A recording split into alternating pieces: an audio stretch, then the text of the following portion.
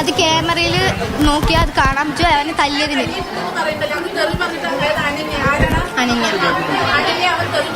മൂന്ന് കുട്ടികൾ വന്നിരുന്നു. അത് നമ്മൾ എപ്പോഴും സാധാരണ ചെയ്യുന്നത് പോലെ തന്നെയാണ് ചെയ്തത്. അല്ലാതെ ആ തല്ലിയിട്ടാണ് ആ കുട്ടി ആത്മഹത്യ ചെയ്തത്. വീട്ടിൽ നിന്നും പ്രഷറുണ്ട്, സ്കൂളിൽ വന്ന സ്കൂളിൽ നിന്നും പ്രഷറുണ്ട്. അത് അവനില്ലാന്ന് പറഞ്ഞ് തോന്നിയതുകൊണ്ടാണ്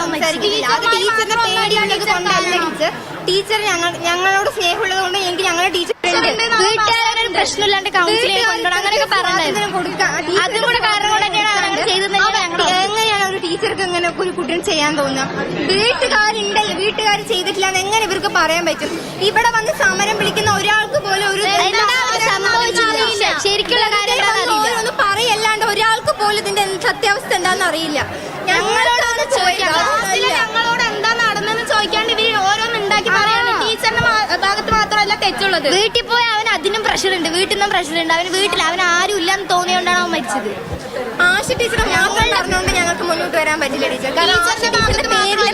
തെറ്റുണ്ട്, അവന്റെ പാരന്റ്സിന്റെ പേരിലും തെറ്റുണ്ട്. രണ്ട് കൂട്ടം ആശ ടീച്ചർ ആരുമില്ല അവന്റെ കാര്യങ്ങളൊന്നും പറയാൻ. അവന്റെ വീട്ടിൽ പോയപ്പോ അവന്റെ അമ്മ പറഞ്ഞതാണ് അവന് രണ്ടു മൂന്ന് ആഴ്ചയൊക്കെ ആയിട്ട് വീട്ടിൽ അവനും ഡൗൺ ആയിരുന്നു. അവന്റെ അമ്മയും അധികം സംസാരിക്കുന്നൊന്നും ഉണ്ടായിരുന്നില്ല. അവർ കൗൺസിലിംഗ് അടക്കം ഏർപ്പാടാക്കിയതായിരുന്നു പോയി കാണാൻ വേണ്ടിയിട്ട്. വീട്ടിൽ ഒരുപാട് പ്രശ്നങ്ങളുണ്ട് അവന്. ആ കാര്യം ഞങ്ങളുടെ അടുത്ത് പറഞ്ഞിട്ടുള്ളതാണ്.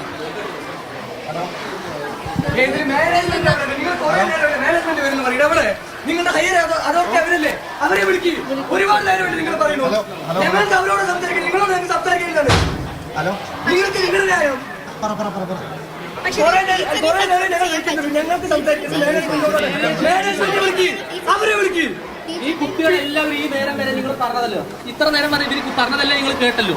ആ കുട്ടിയോട് ഇത്ര നേരം നിങ്ങൾ പറഞ്ഞത് ആ കുട്ടിയോട് ഇൻസ്റ്റാഗ്രാമിൽ മെസ്സേജ് അയച്ചു വന്നതിന്റെ പേരിൽ സൈബർ സെല്ലിൽ പരാതി കൊടുക്കും. 1 വർഷക്കാലം ജയിലിൽ അടയ്ക്കും. 50,000 രൂപ പിഴ കിട്ടും.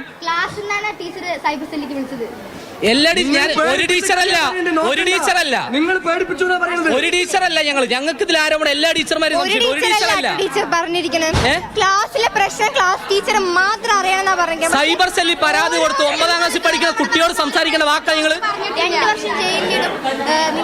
മാനേജ്മെന്റ് ഇവിടെ വരട്ടെ. 25,000 രൂപ പിഴ കിട്ടും. ഈ കുട്ടികളല്ലേ ഞങ്ങൾ ആരെങ്കിലും ഇവിടെ വന്ന് പറഞ്ഞു? ഈ കുട്ടികളല്ലേ ഇവിടെ പറയുന്നത്? അവര് ക്ലാസ്സിൽ പഠിക്കുന്ന വിദ്യാർത്ഥികളല്ലേ പറയുന്നത്? പഠിക്കുന്ന കുട്ടികളെ വന്ന് പറയുന്നത്. നിങ്ങളിപ്പോ നിഷേധിച്ചതാണല്ലോ. നിങ്ങൾ ഓരോ കാര്യം ഓരോരുത്തർ പറയുമ്പോഴല്ലേ നിങ്ങൾ അതുകൊണ്ട് പറയേണ്ടത്. അങ്ങനെയല്ല, ഈ ഓരോ കുട്ടികളും ആ കാര്യം സമ്മതിക്കുന്നത് നിങ്ങൾ എപ്പോഴാണ്?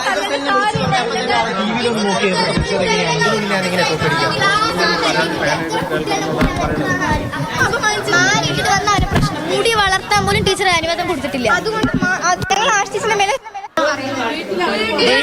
പ്രഷറുണ്ട് ഇല്ല എന്ന് പറയത്തില്ല. എല്ലാവർക്കും വീട്ടിൽ വിഷയമുണ്ട്. ഞാൻ ആ കുട്ടിയോട് നിങ്ങൾ ഇങ്ങനെ പറയാൻ പാടുണ്ടോ? അധ്യാപകർ ഇങ്ങനെ പറയാൻ അല്ല, ആ കുട്ടിക്ക് സൈബർ സെല്ലിൽ അല്ല,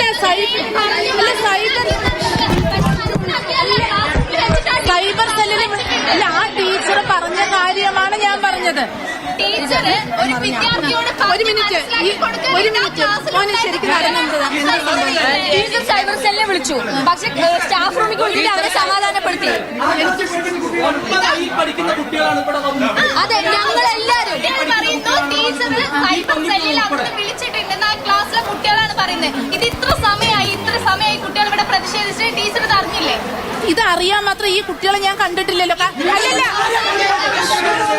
അങ്ങനെയല്ല. അന്ന് വൈകുന്നേരം മരിച്ചതിന് ശേഷം ഈ കുട്ടികൾ ഇന്നലെ ഇവിടെ വന്നിട്ടുണ്ടായിരുന്നില്ല, ക്ലാസ്സിൽ വന്നിട്ടില്ലല്ലോ. നിങ്ങൾ ഓഫീസ് റൂമിലേക്ക് വിളിച്ചു വരുത്തി എന്ന് പറഞ്ഞല്ലോ. ഓഫീസ് റൂമിലേക്ക് ആ കുട്ടിയെ വിളിച്ചു വരുത്തിയില്ലേ? ആ ദിവസം ടീച്ചർ ഉണ്ടായിരുന്നില്ലേ? എന്താ കുട്ടിയോട് നിങ്ങൾ പറഞ്ഞു? പക്ഷെ അതാണ് തെറി വിളിക്കണ്ട, ഞാൻ പറഞ്ഞിട്ടില്ല. തെറി വിളിക്കണ്ട പറഞ്ഞാൽ ഇവന്റെ അടുത്ത് പറഞ്ഞിട്ടുണ്ട്. ഇപ്പൊ പറയും